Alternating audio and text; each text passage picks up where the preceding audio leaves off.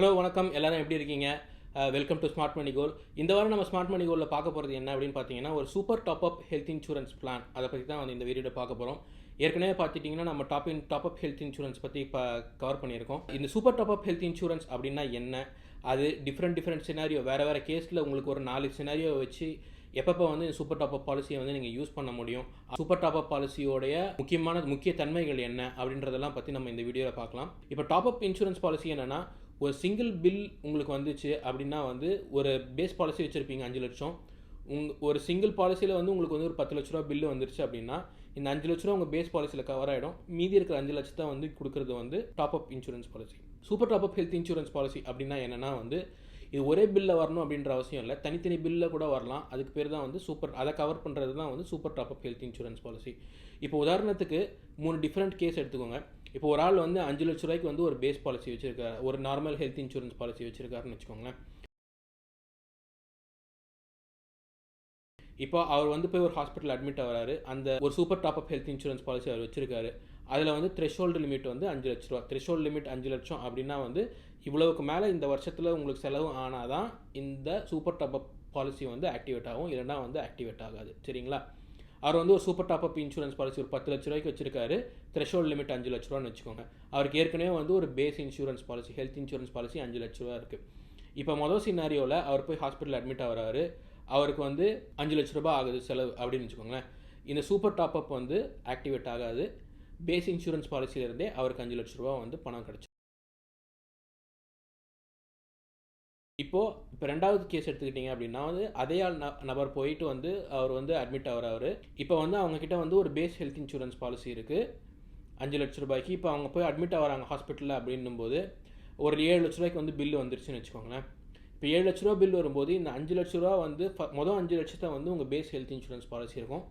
மீதி இருக்கிற 2 லட்சத்தை தான் வந்து உங்கள் சூப்பர் டாப் அப் இன்சூரன்ஸ் பாலிசியிலேருந்து கொடுப்பாங்க. இப்போது மூணாவது சினாரி அட்மிட் பண்ணிக்கோங்க.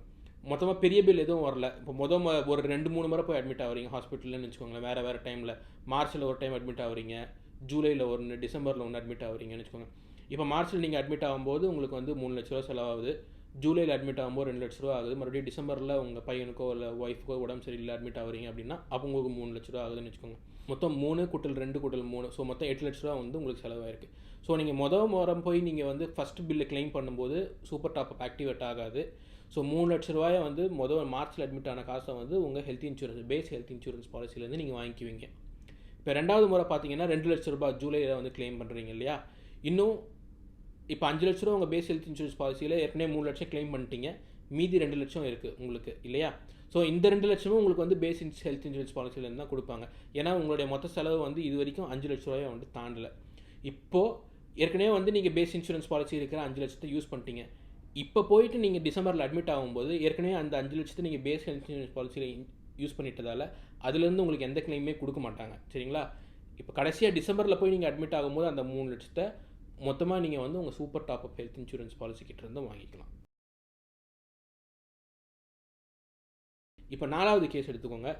ஒரே ஆள் போய் அட்மிட் ஆகிறாரு. மொதல் வந்து 7 லட்ச ரூபா ஆகுது. ரெண்டாவது கேஸ் வந்து இப்போ மறுபடியும் போயிட்டு ஜனவரி இப்போ போய் டிசம்பரில் அட்மிட் ஆகிறாரு. அவருக்கு ஒரு 3 லட்ச ரூபா வருதுன்னு வச்சுக்கோங்க. இப்போது மொதல் கேஸில் பார்த்தீங்கன்னா மொதல் பில் 7 லட்ச ரூபாயில் 5 லட்ச ரூபா வந்து உங்கள் பேஸ் இன்சூரன்ஸ் பாலிசிலேருந்து வந்துடும்.